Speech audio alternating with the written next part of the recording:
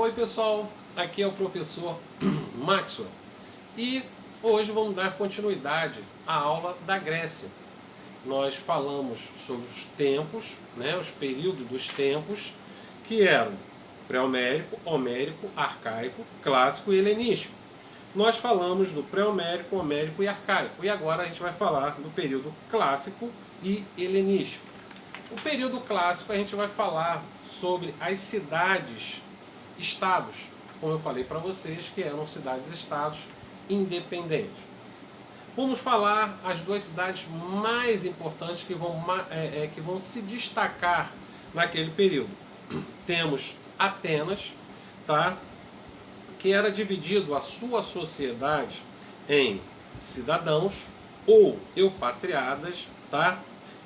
Os expatriados eram aqueles que eram nascidos em Atenas com pai e mãe ateniense. Eram proprietários de terras e tinham direito político e podiam votar e ser votados. Tinham os latifundiários, os grandes proprietários de terras e os minifundiários, pequenos e médios proprietários de terras. Tá? Então, os eupatriadas eram considerados os cidadãos. Eles que dentro da democracia, tá? Que a democracia, essa palavra ela vai nascer em Atenas, e lá todos debatiam e tinham direito a dar a sua opinião, mas só aqueles que eram considerados cidadãos atenienses. Estes eram os eupatriadas, tá? Vamos lá, dentro da sociedade também tinha os metecos, que eram os estrangeiros ou atenienses, que não eram filhos de ateniense e eram comerciantes, tá? E não tinham direito à terra e eram importantes para a economia ateniense. E o poder político era limitado, criava obras-primas para os patronos ricos e poderosos. Não esquecendo que os metecos eles eram importantes para a economia da Grécia, mas não podiam participar da vida política. Como eu estava falando anteriormente, os eupatriadas, por exemplo, eles podem se candidatar a um cargo e podem votar. Tá? Isso era considerado a democracia grega, mas é uma democracia bem diferente que a democracia hoje. Tá? A democracia hoje, como é que é? Você tem lá um representante do povo, vamos botar aí um exemplo do Poder Executivo, o Presidente da República. Você vota para ele estar naquele cargo. E para ajudar a administrar isso tudo, tem lá os três poderes, tá? Que é o Executivo, que é o Presidente, tem o Legislativo, que vai julgar essas leis, e vai fazer as leis, desculpa, o Legislativo faz as leis e o Judiciário julga essas leis. Então isso é um país democrático hoje, onde o cidadão, qualquer cidadão, tem direito a voto. Já nessa época a democracia grega, apesar dela ter nascido na Grécia, mas era bem diferente do que é a democracia hoje, tá? Vamos lá. Tinha os escravos também. Os escravos, normalmente, a maioria das vezes, eram por dívida. Às vezes, eles criavam a dívida com esses grandes proprietários de terra, com os eupatriatas. E o que acontecia? Não tinha como pagar, então ele se tornava escravo. Ele tinha que trabalhar até pagar a sua dívida, mas, incrível que pareça, nunca pagava. Tá? E tinha os escravos também que eram os inimigos de guerra. Quando tinha uma guerra, eles capturavam esses homens, tá? E faziam eles trabalhar para eles. Sendo que os escravos, naquela época, eles não eram maltratados. Quando a gente pensa em escravos, a gente pensa até a nível de Brasil, quando tivemos aí os negros que foram escravizados. E eles eram maltratados aqui no Brasil, por exemplo. Tá? Eles iam para o tronco, se eles faziam alguma coisa errada, eles batiam nele. Na Grécia, em Atenas, não. Eles não eram maltratados. E tinham até escravos que eram considerados professores. Ensinavam, davam educação para os filhos desses grandes proprietários de terras. Então, a escravidão na Grécia é muito diferente. Tá? Dentro da democracia, eu já falei, e vou falar aqui alguns personagens. Tá? Tivemos o Drácon, tá? Que elaborou as primeiras leis escritas e, apesar de ser severas, foi muito importante, onde tirava os privilégios administrativos da aristocracia e os patriarcas, apesar de não ter melhorado a situação da maioria. Então Drácon é um parlamentar que vai ter direito, tanto é que os debates, esqueci até de formalizar isso, os debates eram feitos em praças públicas, as pessoas tinham direito a voto, então ia lá, qualquer um poderia subir e poderia opinar ou poderia fazer discursos e poderia se candidatar a algum cargo público na qual os outros votariam nele, mas só quem fosse considerado cidadão ateniense, tá? Vamos lá. Outro camarada que vai se destacar aí é Solon, tá? Aboliu a escravidão por dívida, estabelecimento da renda do indivíduo como critério para participação da vida política. Clístenes, tá? Estendeu todos os cidadãos, homens e filhos de pai e mãe ateniense, os direitos políticos. O governo foi dividido em 3 regiões: litoral, cidades e interior, chamado de tritie ou demo. Isso é, governo de cidadãos governado democraticamente. Tá? Ostracismo. Ostracismo, como eu falei, tinha a votação. E essas votação tinham umas peças que pareciam umas ostras. Tá? Então, por isso que dá o nome de ostracismo. Então, eles davam voto ali e colocavam numas gavetas. E essas gavetas depois eram abertas e as pessoas que eram responsáveis, eles iam contando, né, quantos foram votados. Tá? Então, o sistema de voto era através do ostracismo. A educação em Atenas. A educação em Atenas, ela era diferente. Por exemplo, os filhos dos grandes aristocratas da época, ou grandes proprietários de terras, tá, que eram os eupatriatas, eles, por exemplo, botavam seus filhos nas escolas para estudar, para ser o futuro eupatriata. Então, quer dizer, ele estudava, tinha uma excelente educação para ele se destacar, ele substituir o seu pai, por exemplo. Já aqueles que eram mais pobres, que não tinham condições, por exemplo, um artesão, ele não botava o filho dele na escola. O que ele fazia?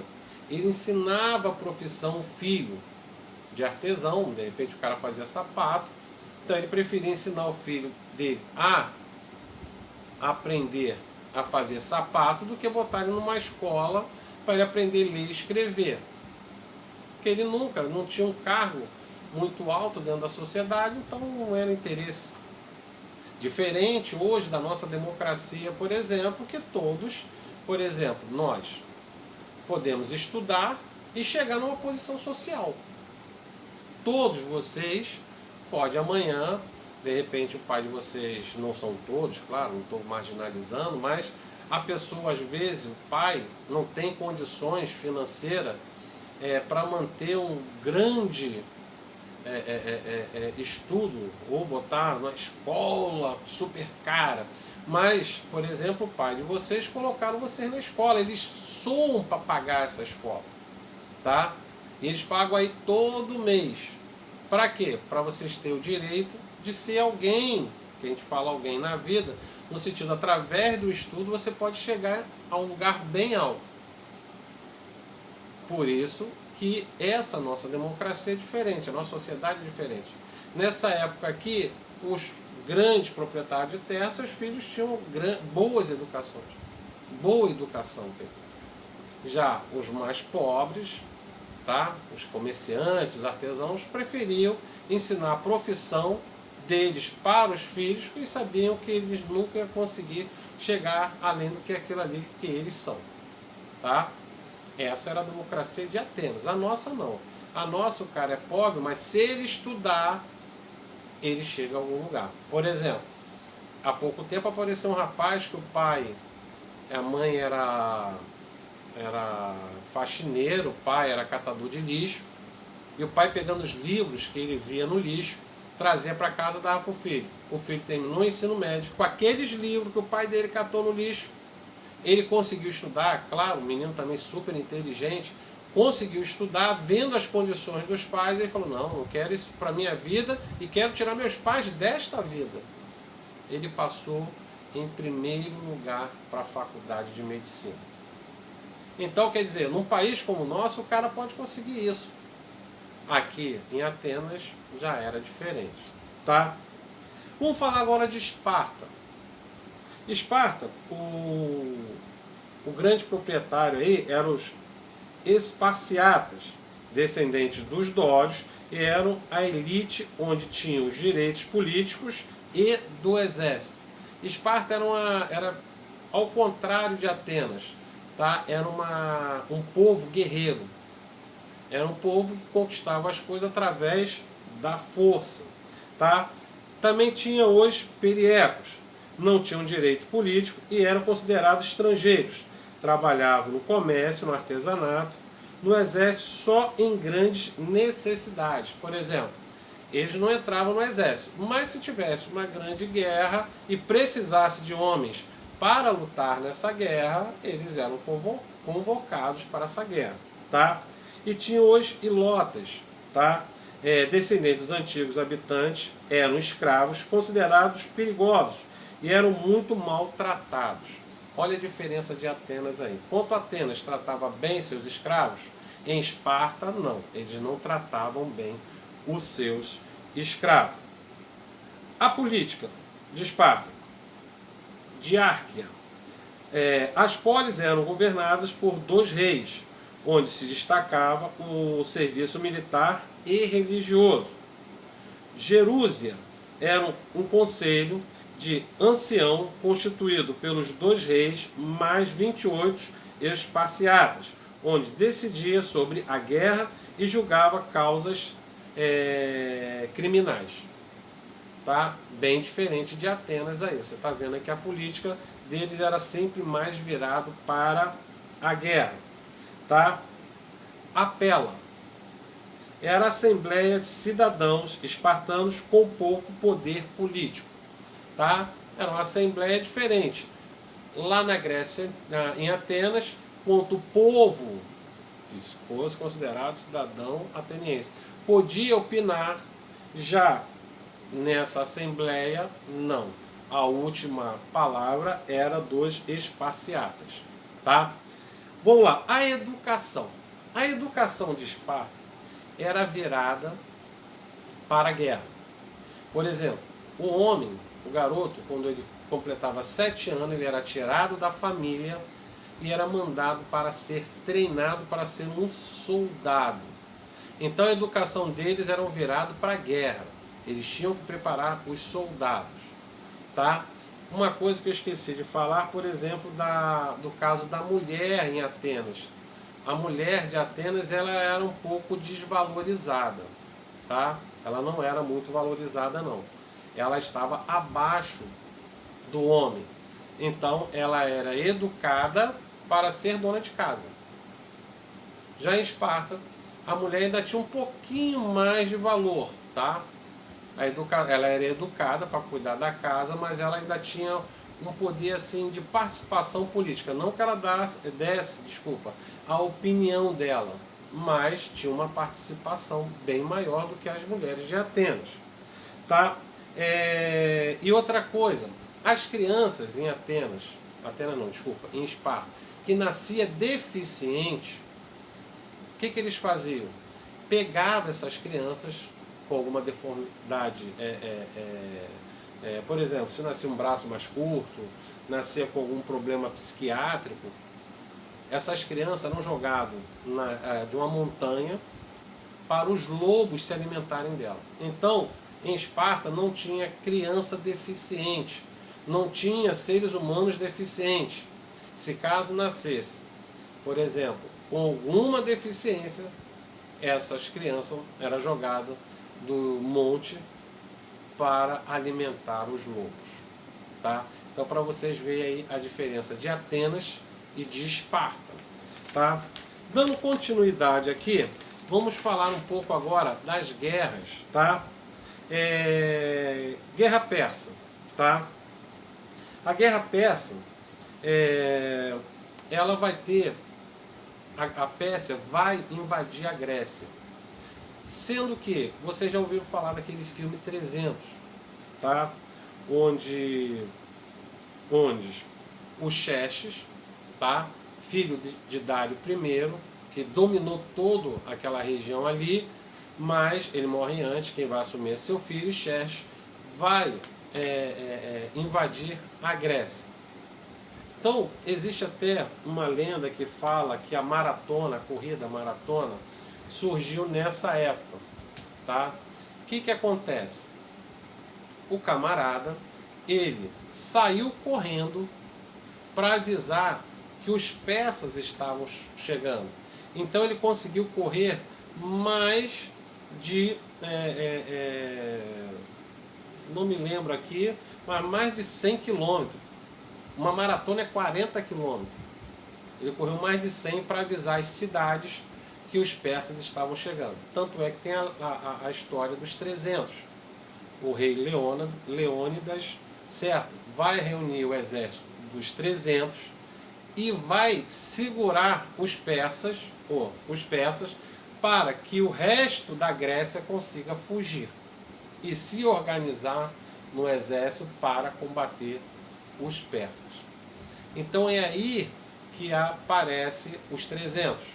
Eles conseguem, claro, todos vão morrer nessa batalha, mas eles conseguem com 300 segurar o exército de Xerxes, que não consegue invadir a Grécia. Depois consegue. Quando ele consegue, aí o pessoal já está preparado para enfrentar o exército persa.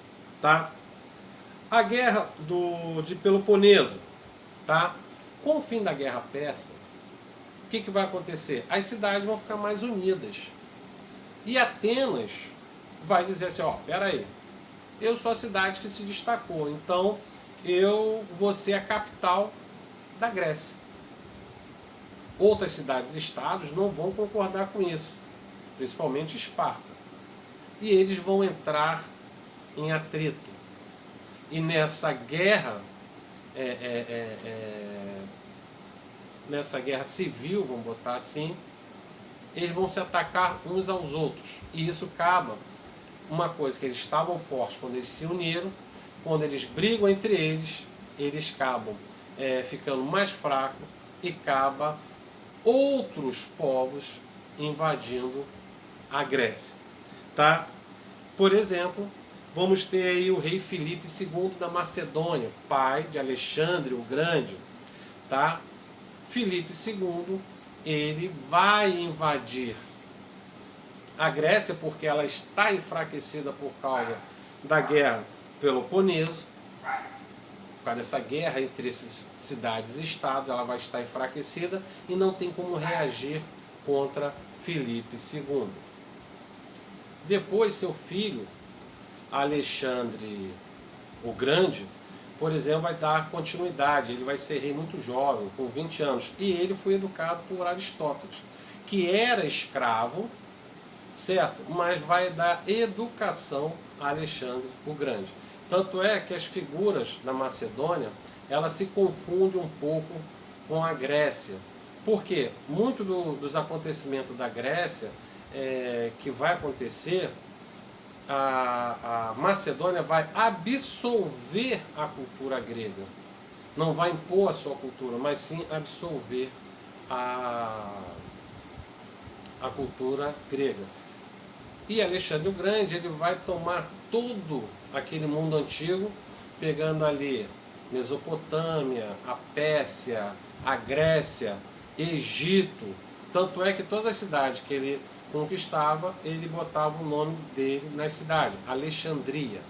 Tanto é que tem a cidade de Alexandria no Egito. A homenagem a Alexandre o Grande. Tá? Alexandre o Grande, conforme ele apareceu, ele também vai desaparecer. Ele vai ser grande, só que ele... Uns dizem que ele foi envenenado, tá? Outros dizem que ele foi morto. Mas naquela época, Alexandre o Grande, ele vai morrer, certo? E vai deixar a sua esposa e o filho dele, sendo que a esposa dele e o filho dele vão ser assassinados. E aquele reino todinho vai enfraquecer e esses povos que foram conquistados vão dominar de novo as suas regiões. Tá? Vamos falar agora um pouquinho da cultura grega para a gente fechar a Grécia aí. Tá? Temos aí a religião. A religião nós conhecemos aí que tem, por exemplo, tinha Cronos, que ele se alimentava, comia os próprios filhos. 3 filhos deles vão conseguir não ser comido pelo pai, o pai se alimentar deles, que vai ser Zeus, Poseidon e Hades. Quando eles vencem o pai, Zeus fica como o Deus absoluto. Ele vai ser o Deus do Olimpo. Já o Poseidon vai ser o rei, o Deus dos mares. E Hades do submundo. Tá? Muitos confundem e pensam que Hades, onde ele fica, o submundo é o inferno. Não, não é o inferno, tá, gente? Hades era o deus que todo mundo que morria, na mitologia grega, as pessoas não iam boa ia para o céu e a pessoa ruim ia para o inferno. Não. Todos iam para o submundo, onde Hades recebia essas almas. Aquelas almas que foram mais boas e conseguiam uma quantidade em dinheiro, tanto é quando as pessoas morriam, eles botavam a moeda em cada olho dessa pessoa, para ela pagar o barqueiro para fazer a viagem no submundo tranquila, tá? E aqueles que foram ruins, eles sofriam lá com Hades, tá? Depois a gente fala um pouco mais sobre os deuses. Na arte, claro, vai se destacar as esculturas gregas, são maravilhosas, também as colunas, depois eu vou mostrar para vocês as colunas Dórios, Jônio e Coríntios, tá? Pode ver que é o nome dos povos, tá? Então cada coluna tem um feitio. Dá uma olhadinha nas colunas aí para vocês terem uma ideia. E aí, viram? Cada coluna como era, tá? Nas letras, eles, por exemplo, vai se destacar os grandes filósofos, entre eles Sócrates, Platão, Aristóteles, tá? Esses são os 3 assim que mais é falado, tá? Não esquecendo que Sócrates nunca escreveu nada. Aristóteles não, Platão, que era seguidor de Sócrates, que vai seguir, vai trazer as histórias. Já o Aristóteles vai ser seguidor de Platão, tá? E Sócrates era ele era um cara que ninguém suportava ele, entre aspas, que naquela época tinha os sofistas, não é aqueles camaradas que pegam onda não, tá? Eram os sábios. E ele sempre estava brigando com esses sábios, falando. Quando o sábio falava uma coisa, ele falava, por quê? E quando os caras não sabiam mais o que responder, o que eles falavam? Tá bom, já que a gente não sabe responder, vamos nós dois se juntar e procurar a verdade. Já que a base da filosofia é o porquê, a procura da verdade. Vamos lá, outras coisas que vai se destacar vai ser as ciências. Astrologia, geografia, matemática, medicina, física. Isso tudo vai nascer graças aos filósofos, tá? Que depois essas ciências, que hoje é ciências, que fazia parte da filosofia, vai se separar da filosofia e vai se tornar uma ciência, tá? E assim a gente termina sobre a Grécia. Espero que vocês tenham entendido, tá? E A gente se vê na próxima videoaula. Um abraço a todos.